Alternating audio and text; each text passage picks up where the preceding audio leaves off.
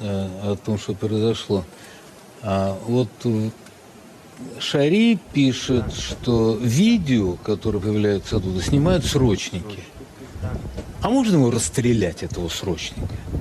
Вот вывести эту сволочь и перед строем просто расстрелять, как предателя Родины,